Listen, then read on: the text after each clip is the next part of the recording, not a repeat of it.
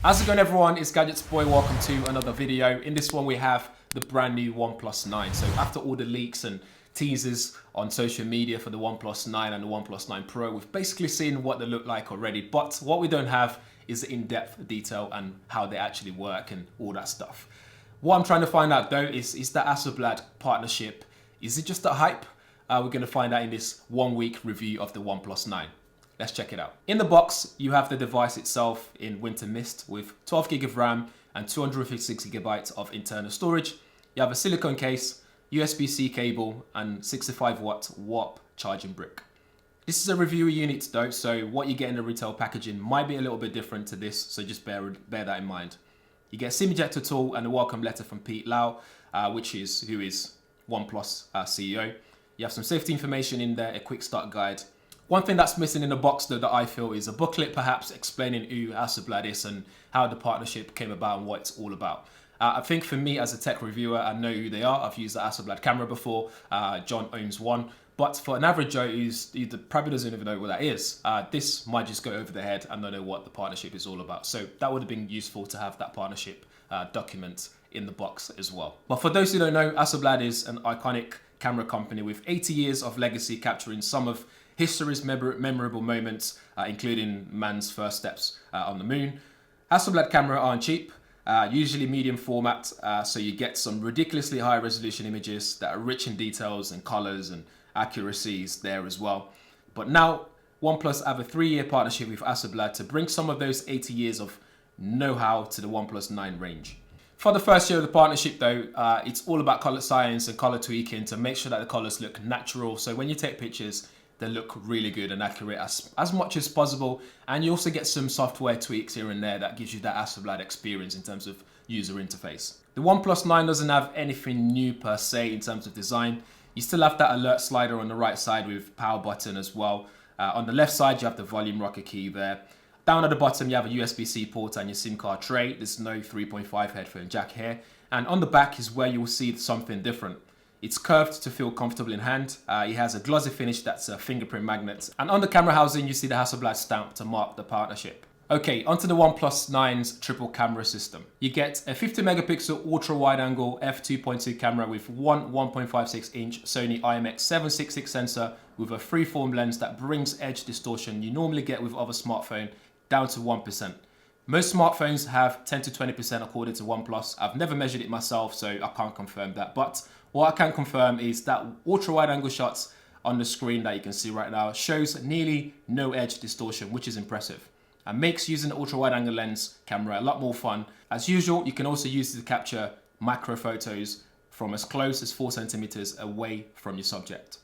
The main camera is 48 megapixel f1.8 shooter with one 1.43 inch Sony IMX689 sensor. So a 12 megapixel 4-in-1 setup, and also not the newer IMX sensor that you get on the Pro model.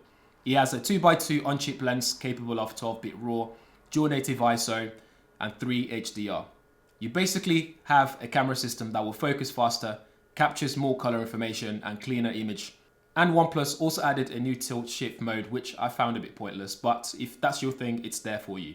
For me, it's a bit like microscope modes or 100 times space zoom on your phone, which I barely use. Finally, there's also a 2 megapixel monochrome camera and dual LED flash. Let's not forget the front-facing camera too. There's a 16 megapixel IMX471 camera with EIS and f2.4 aperture. For the Hasselblad partnership, you will first notice the shutter sound. It's the signature Hasselblad shutter sound that's satisfying, although it's simulated and doesn't sound exactly like it when we compared it. But it's close enough, and you can turn it off in settings if it bothers you. Next, you have the Hasselblad Pro mode, which brings a new UI based on Hasselblad's image processing software. It's where you can adjust ISO, exposure time, white balance, focus, shoot raw, and you can even have focus peaking to make sure things you want in focus are in focus at all times. You have iRes mode, which is not usually on by default, but by tapping the 3 dots on the right side of the screen, that reveals the menu for you to select 48 megapixel high resolution mode. Shooting videos, you have HDR, you can shoot up to 8K at 30 frames per second. You have focus tracking and nightscape video too. One thing that's really impressive is how stable the video is. It's still not one for sharing on social media though, like Instagram stories or Snapchat, because they just mash up the quality unlike you do on iOS. But for general video content creation, it's fantastic. Okay, let's hit some examples now. Ultra wide angle shots look great with lots of details and color accuracy. It's a little darker than the main lens, and unless you shoot at high resolution, you lose detail when you zoom in and you start to see the level of detail that you get. Considering it's a bit of a grey weather here in London, you still see some of the dynamic range working hard here to give you some detail in the sky. One thing for sure though is that the edge distortion is non-existent in ultra wide angle shots. Low light shots look great too until you hit that 2x zoom and the colors are off and white balance doesn't show you what you actually see. Portrait mode is lacking in some ways. It lacks the edge detection that I'm used to seeing in some of the flagship devices out right now. And it's a bit softer as well. It's a bit on the softer side overall. However, color accuracy is on point. High-res files go from 11 megabytes to like 16 megabytes for me, and they're worth it for punching in afterwards. I'll upload all the photos to my Flickr account as well and leave links in the description area so you guys can actually pick a peek on all these high resolution images as well, so you can see for yourself. Overall, I think the camera's okay. It works fine. It doesn't live up to the hype, like it doesn't do anything better than the Samsung Galaxy S21 Ultra, for example. If anything, color accuracy is great, as in they look natural, but no better than the S21 Ultra for me. For a current OnePlus user though, it brings you up to speed with what Samsung's been doing for a while and other manufacturers as well. So you would definitely notice the difference.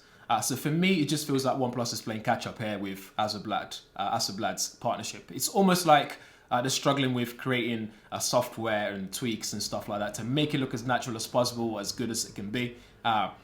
Now they've brought in Hasselblad to help with that, and hopefully we'll see more of this in the hardware as well in the upcoming OnePlus releases. Elsewhere, you have a 6.55-inch 120Hz AMOLED fluid display that's flat as well with 3D Corning Gorilla Glass. You have up to 1100 nits of peak brightness and HDR10 Plus certification.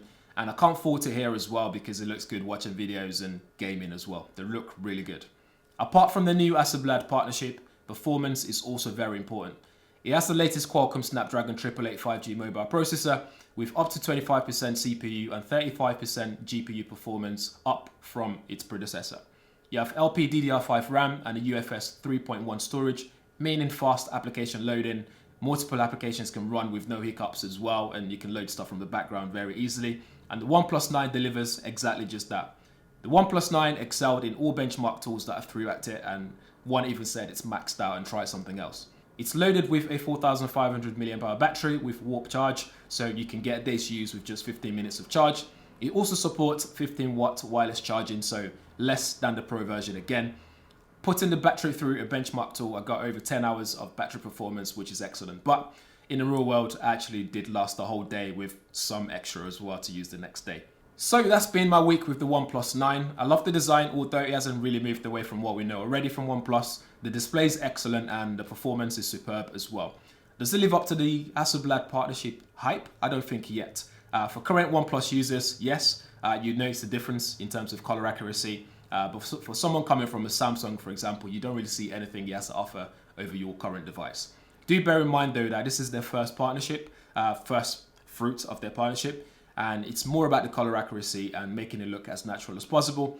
So maybe when they get involved in the hardware level and maybe get more involved with the whole camera system, we might even get some more or better improvements in the future. As always, guys, what do you guys think? Let me know in the comments below. If you have any questions as well, let me know. If there's anything else you want me to do a deep dive video on the OnePlus 9, let me know as well. If you guys want to check out stuff on the OnePlus 9 Pro, I'm sure guys like Saf and stuff will have their videos up, so do check that out so find out more and compare them and see where they differ. And if you want to find out more about the camera features, like some sort of like in-depth review as well, I leave link to John's channel, who is all about photography, and he's going to be taking this and comparing it and seeing what it's all about in deeper detail than I have here. But yes, make sure you subscribe, smash the like button, share it, and hit that bell notification as well, so you'll be one of the first people to know every time there's a video up on the channel. Thanks for watching. Catch you guys in the next one.